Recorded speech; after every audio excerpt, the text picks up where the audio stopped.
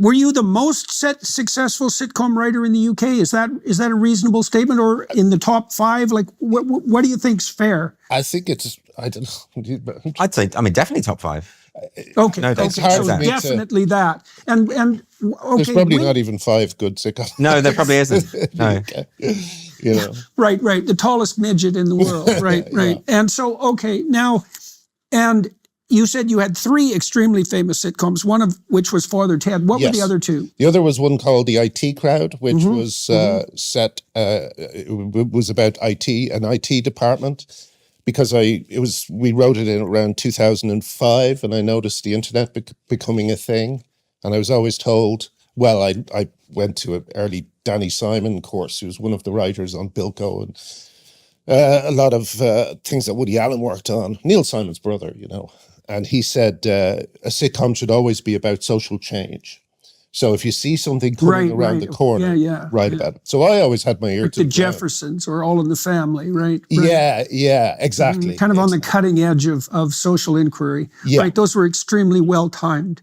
Yes, the one example he gave was Mary Tyler Moore. Right, yeah, another great example. Yeah, absolutely. Although he used the phrase "women's libbers," which was very funny. He's this old guy. I know. It's like 90-year-old people use that phrase. Exactly. Yeah. So I wrote the IT Crowd. Like, we have an early parody ad for Facebook.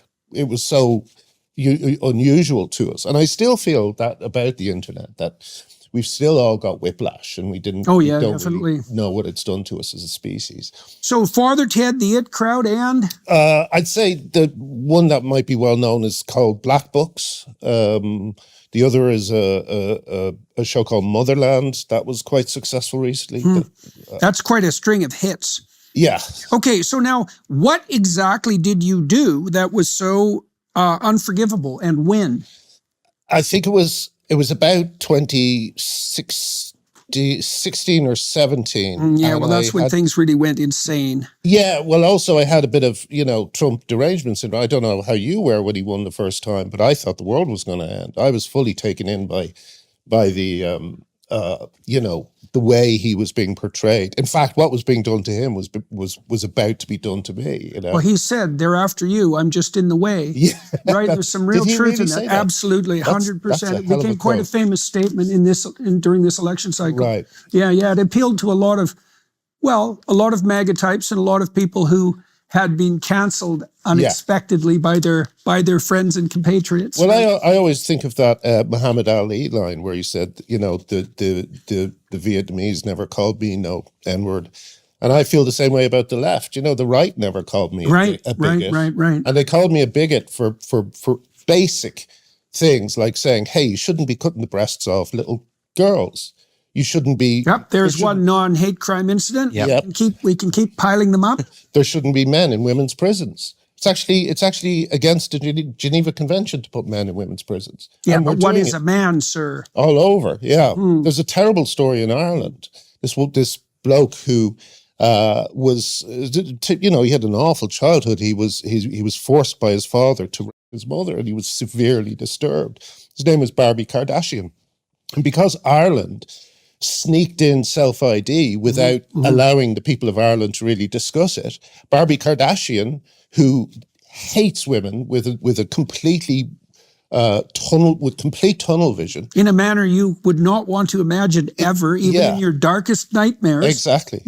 He's now sharing living space with female prisoners. Well, no psychopaths would pretend to be women just to get access to women. They're not that sort of people, I used to say about the Catholic Church, at least priests had to learn Latin.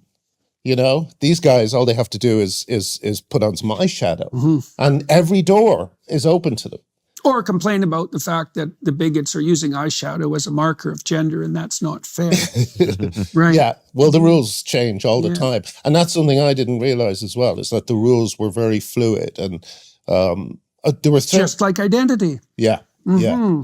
But it's like they try and pretend that identity is fluid by making the conversation fluid and hard to understand.